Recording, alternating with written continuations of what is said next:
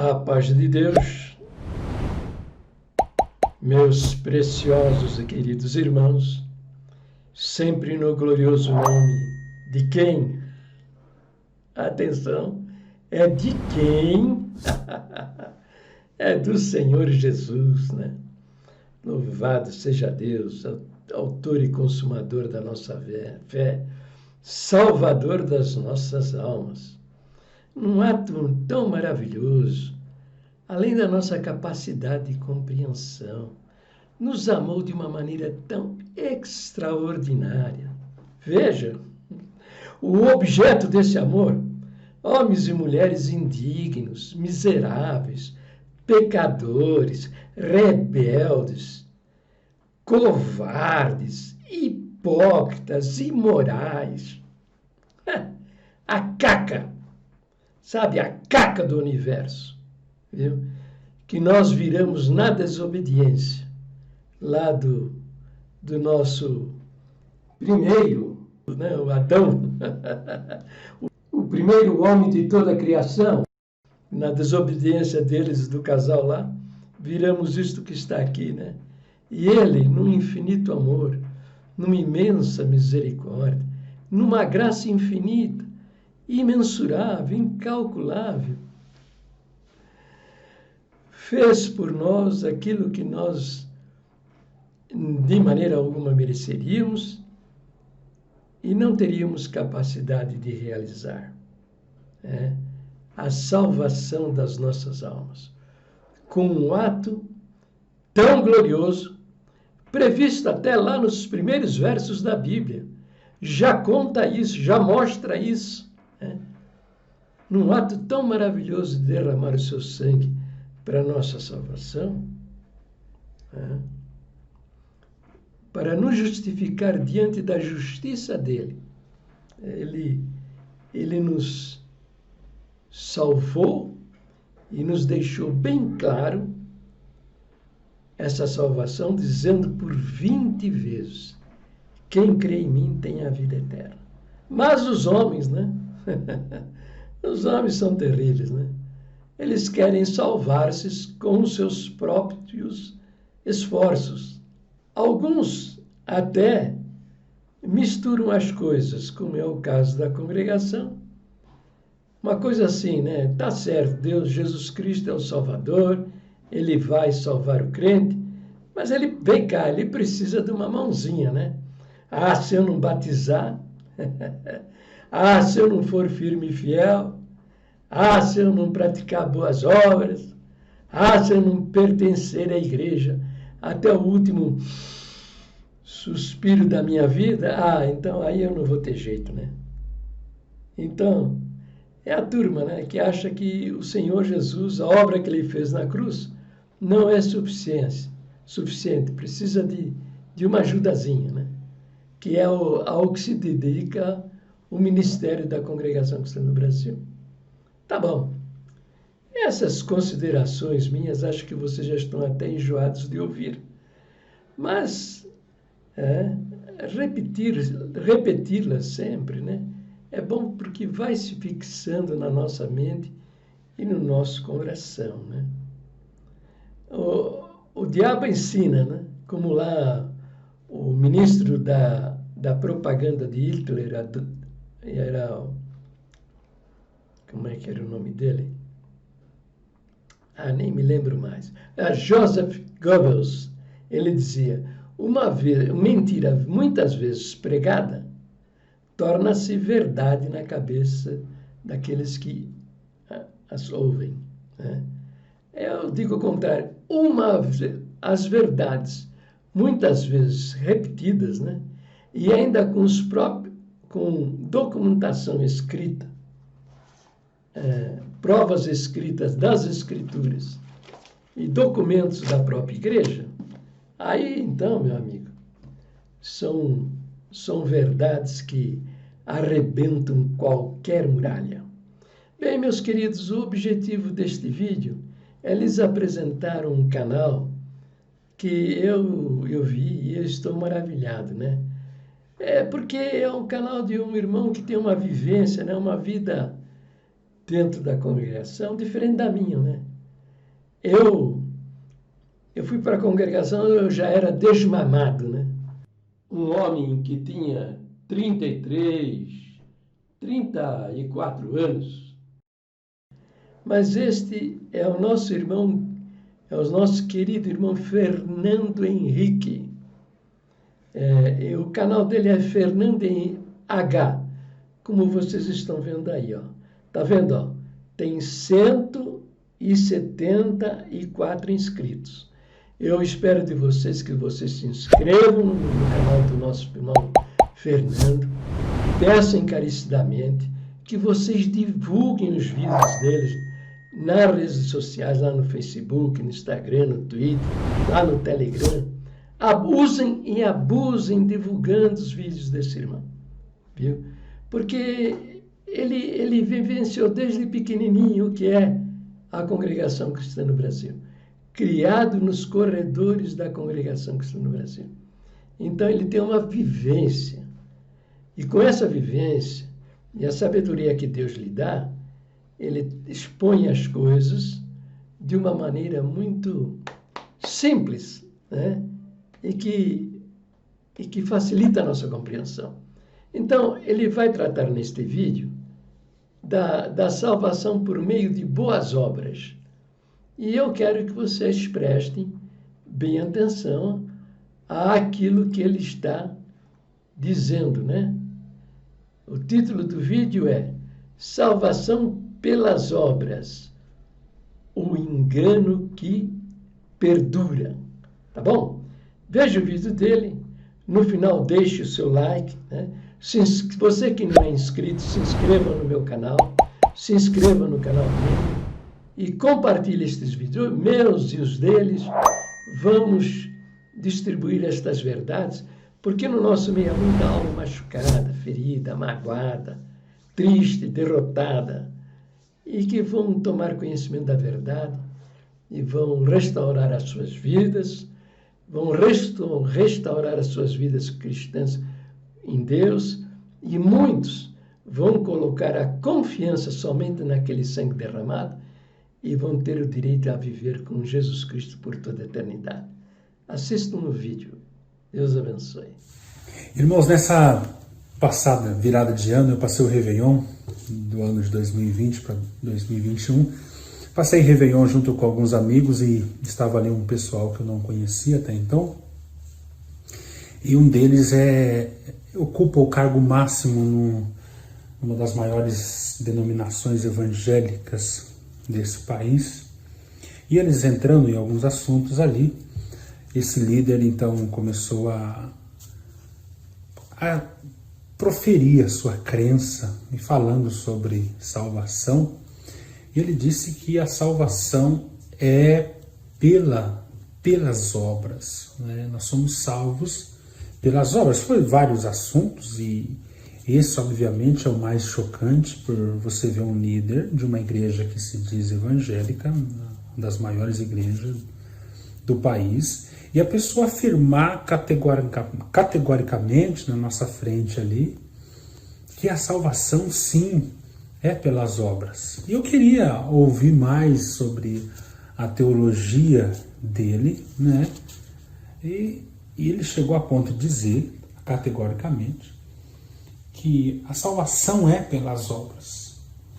E que também, pelo fato de ser pelas obras, não é possível uma pessoa saber se ela é salva ou não. E que nós vamos descobrir se de fato somos salvos quando nós estivermos diante do juízo. É ali que nós vamos descobrir se somos salvos ou não. Enquanto nós vivemos aqui, nós vivemos debaixo de uma incógnita, já que, segundo ele, esse ancião, a salvação é por obras, né? E é óbvio que essa doutrina, ela não é bíblica, não é cristã, muito pelo contrário, é uma teologia anticristã, que nega a suficiência de Jesus Cristo, né, na salvação, e atribui a salvação ao homem, como se a salvação fosse conquistada pelo homem. E como eu não estava na minha casa, eu tentei ali me controlar, não entrar nos assuntos, porque eu sabia que eu ia confrontar ele em algo que é claro nas Escrituras. Ele, por ser ocupante de um cargo tão elevado, ele não ia deixar por menos e ia ter algum embate. Então eu procurei ser o máximo ali cuidadoso e tentei fazer algumas perguntas para ele. E é claro que você vai fazer perguntas, rapidamente a pessoa vai se ver num beco sem saída dentro das Escrituras. Mas eu nem usei a Bíblia, né, a princípio. Eu usei o próprio inário deles, que eles cantam, né? Eles dizem que o inário deles é a Bíblia cantada, e de fato vários hinos ali são bíblicos, são verdadeiros. E eu citei 2 hinos bíblicos que eles cantam e perguntei para esse ancião, falei, mas fulano, vocês cantam no inário, por exemplo, um hino que diz, Cristo salvou-me, tenho certeza. Vocês cantam que Cristo salvou e que vocês têm certeza. Agora você está dizendo que não, eu não tenho certeza. Eu só vou descobrir se sou salvo quando eu estiver no céu. Tem outro hino que vocês cantam que diz, tenho em meu coração real certeza de ir ao céu com Cristo habitar. Vocês cantam isso. Como que você responde a essa minha pergunta frente à sua teologia? O inário está errado ou a sua teologia está errada? Ele ficou, né? Seria difícil, de qualquer maneira, alguém estaria muito errado, ou ele, ou o inário dele. E ele preferiu dizer que o inário está errado, não poderia ter ali aquela palavra certeza, porque não é certo. Irmãos, eu cito isso porque é lamentável a situação que nós chegamos. É óbvio que esse senhor, ele não é cristão, ele não entendeu absolutamente nada da fé cristã. E o pior, ele está na frente de um povo, ele faz parte da maior cidade do país e prega para milhares de pessoas a cada semana, né? E carrega essa teologia. Isso não é um erro teológico, não é que ele errou em algumas compreensões. Ele falou algo que é absolutamente contrário ao cristianismo. Nós não somos salvos por obras. E quando eu comecei a fazer algumas perguntas para ele, eu vi que ele começou a chegar no fim da linha. Então ele fez uma pergunta para mim. Ele perguntou para mim, se nós somos salvos pela fé, como que foi salvo as pessoas do Antigo Testamento? É uma pergunta muito boa. Mas ele de fato não sabia como as pessoas do Antigo Testamento foram salvas, já que elas nunca viram a Jesus, ou pelo menos não leram sua história, porque Jesus ainda não tinha vindo. Se nós olhamos para o passado e somos salvos porque cremos num Jesus que já veio, a pergunta dele é, como que foi salvo aquelas pessoas que nasceram antes de Jesus? Querendo insinuar a ele que sim, a salvação é pelas obras, e que desde o Antigo Testamento as pessoas não conheciam a Jesus, nunca ouviram falar de Jesus, e por isso só podem ter sido salvas pelas obras. O que é assustador, porque ninguém, amados, é salvo por meio das obras. Todos os homens na história, antes ou depois de Cristo, foram salvos por meio da fé. A única diferença entre nós que viemos depois de Cristo para aqueles que vieram antes de Cristo é que nós olhamos para o passado e cremos num Jesus que já veio e morreu pelos nossos pecados. E os irmãos antes de Cristo, que nasceram antes de Cristo, ao invés de olhar para o passado, obviamente, eles olharam para o futuro e creram no Jesus, no Messias que viria. É por isso que todos os profetas do Velho Testamento testificaram a respeito de Jesus. É óbvio. Todos os profetas falaram de Jesus, daquele que viria. O próprio Moisés vai dizer: vai vir depois de mim um profeta maior do que eu, a ele ouvis. Você vai ver o próprio Davi se referindo a Jesus, por exemplo, no Salmo 22. O Salmo 22, Davi relata com muita precisão as exclamações de agonia de Jesus na cruz. O Salmo começa exatamente com a expressão que Jesus usou na cruz: Eli, Eli, lama sabachthani, Deus meu, por que me desamparaste? Davi está vendo, olhando pela fé e vendo a agonia do Messias, aquele que viria para morrer pelos seus pecados. Óbvio, Davi era um pecador, assim como todos os homens pecaram. Não há um justo, não há nenhum sequer, e todos só podem ser justificados por meio da fé.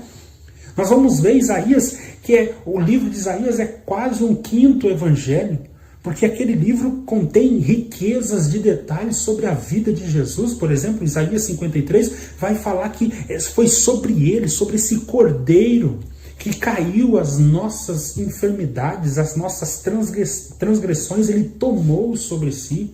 E pelas suas pisaduras, machucaduras, nós fomos sarados. Isaías está dizendo que as nossas iniquidades cairiam sobre esse cordeiro inocente, que ele seria levado como uma ovelha ao matadouro, e que seria do agrado de Deus moer o seu filho na cruz por causa dos nossos pecados.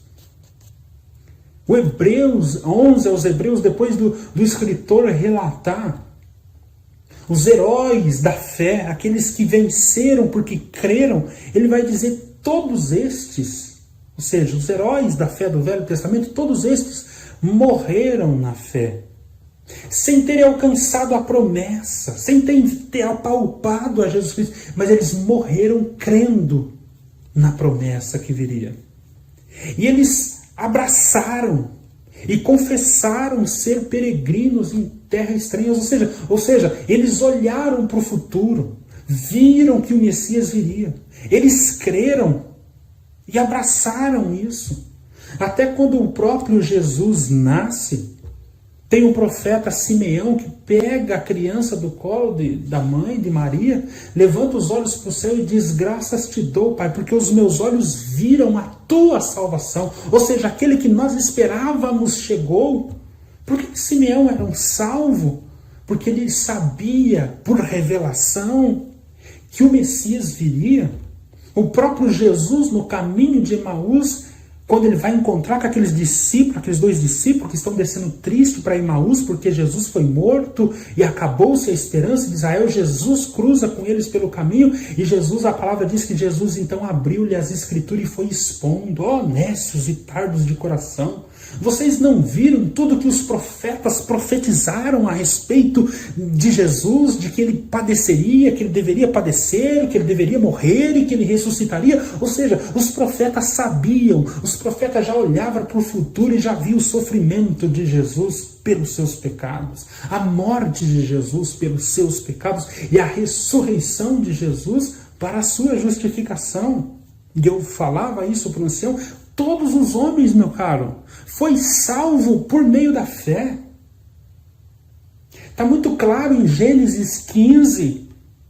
Creu Abraão em Deus e isso lhe foi imputado por justiça.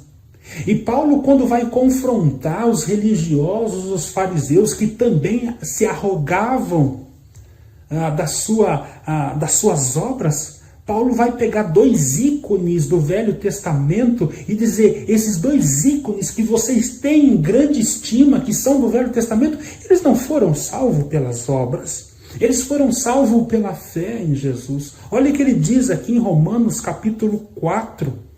Ele vai dizer: que pois diremos ter alcançado Abraão nosso pai segundo a carne?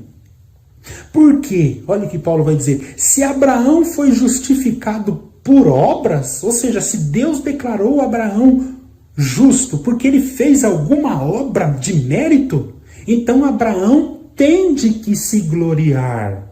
É claro, se a salvação é pelas obras, então você tem do que se gloriar. Você é o cara, você conseguiu salvar por meio das suas obras, você é um cara muito bom. Mas olha que Paulo continua dizendo: pois o que diz as Escrituras? Abraão creu em Deus, e isso lhe foi imputado por justiça. Ele está se referindo a Gênesis 15. Ele está dizendo que Abraão creu, e a fé dele que fez ele ser declarado justo diante de Deus. Versículo 4. Ora, o que trabalha, o salário não é considerado como favor, não é considerado como graça, mas sim como dívida. Ou seja, se Abraão trabalhou, se Abraão fez obras e por isso foi salvo, então o que Deus tem com ele é uma dívida, não é graça.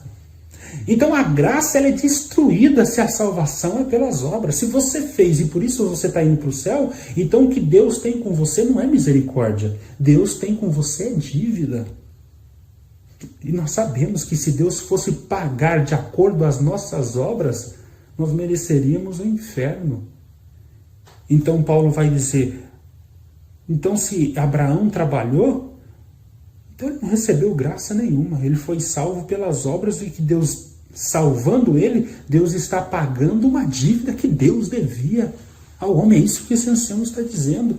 Uma vez que eu sou salvo pelas obras, então a salvação é um pagamento de Deus à minha justiça, aos meus méritos.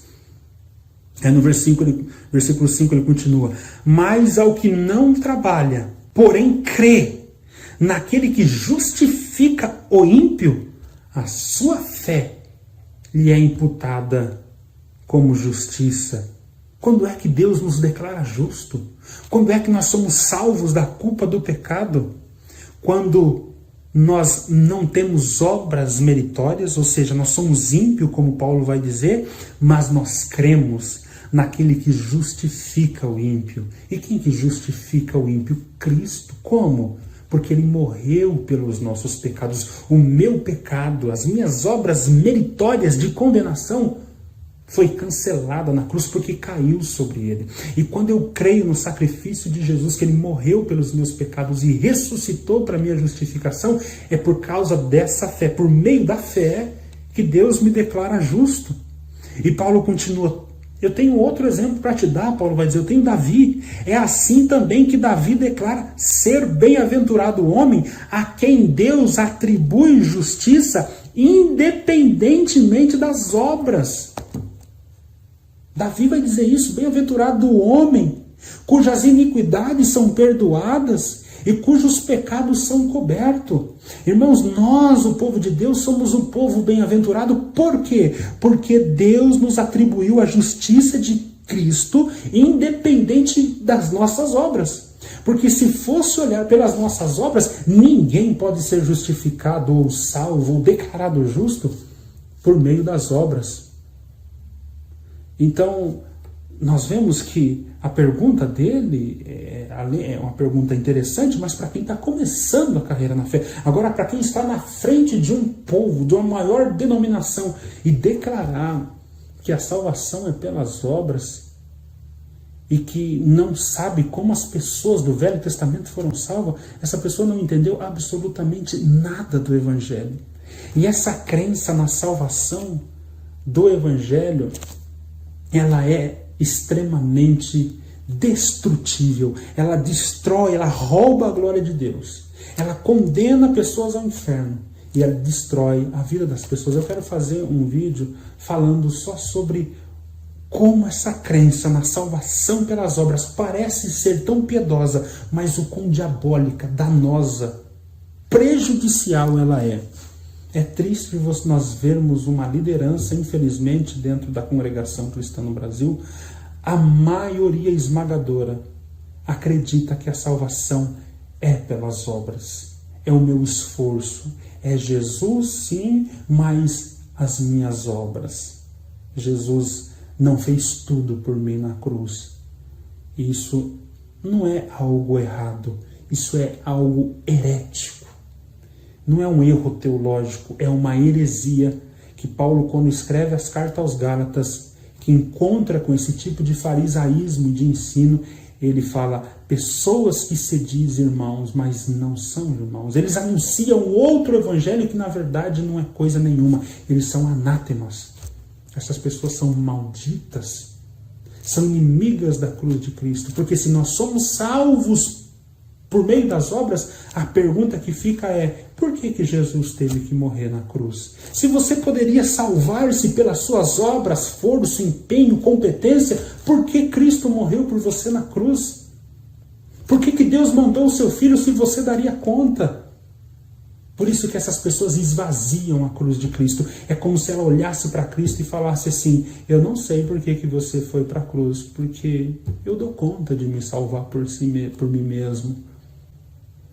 A doutrina diabólica da salvação pelas obras, ela vai totalmente contra o Evangelho de Jesus Cristo. Ela rouba a glória de Deus e dá glória ao homem, à criatura. Isso é inaceitável, isso é inadmissível. Eu espero que os irmãos tenham gostado. Eu vou fazer mais vídeo falando sobre esse assunto. Deus abençoe, amados. Então, como é que é? Vocês gostaram? Muito bem. Deixem aí embaixo os seus comentários, tá bom? E eu recomendo, vocês viram passar a tela aí ao lado, né? Os versos que mostram a salvação pela fé em Jesus Cristo, que inclusive é da nossa doutrina, tá? Vocês leiam, confiram lá nos 12 pontos de doutrina, no inário número 4. De preferência, viu? Esse daqui, ó. Inário número 4. Porque os 5, eles fizeram uma perversão absurda. Tá? Mas mesmo assim, continua dizendo que a salvação do crente é somente pela fé. Tá entendendo? Somente pela fé. 5º ponto de doutrina. No inário número 4 diz que a regeneração ou o novo nascimento só se recebe pela fé em Jesus Cristo. Não é? Se fosse com obras, estaria escrito, só se recebe pela fé e as obras em Jesus Cristo. Mas nada disso. E você viu a relação de versos que falam sobre, que eu coloquei, fé e obras? Substitua pelo que você quiser a palavra boas obras, coloca lá batismo, firmeza, fidelidade, igreja, o que você quiser. Você vai ver que não confere com o ensino de Jesus Cristo. Entendeu? O grande erro é que eles pegaram um verso de Tiago 2, capítulo 2, versos 14 a 16, que lá diz que fé sem obras é morta, e construíram uma doutrina de salvação rejeitando o ensino do Senhor Jesus. Quando Tiago não está dizendo uma palavra contra o ensino do Senhor Jesus. Tiago está dizendo uma palavra corroborando o ensino do Senhor Jesus, que é a verdadeira fé resulta em obras, porque é impossível ser diferente, já que o Espírito de Deus habita no crente. Demônios vão sair correndo da sua presença, ele vai impor as mãos sobre o enfermo e vai ser curado, maravilhas vão acontecer. Entendeu? É isso que Tiago está dizendo. Que fé sem as obras não existe. Quer dizer, o cara diz que crê em Jesus Cristo, mas quando vê um demônio, ele, como é que ele faz? Ele, sai correndo. Aí não tem graça, né? É uma grande enganação. Bom, então, repito, se inscreva aqui no meu canal, se inscreva no canal do irmão Fernando, tá bom? Deixe o meu like, vá lá, veja o canal dele, assista os vídeos, deixe o like lá também, que isso faz com que o canal cresça na plataforma, e compartilhe. Aí é tarefa de vocês, tá? Recomendo, abra o seu canal também, as coisas que vocês estão aprendendo conosco, também manifesta essas novidades, essas coisas lindas que você está aprendendo, construa também uma verdade em cima do ensino da Escritura Sagrada e vamos batalhar juntos pela fé que uma vez foi dada aos santos. Tá bom? Para o vídeo por aqui, Deus abençoe a todos, fiquem todos na paz gloriosa do nosso Deus sempre no precioso nome do Senhor Jesus. Amém? Amém.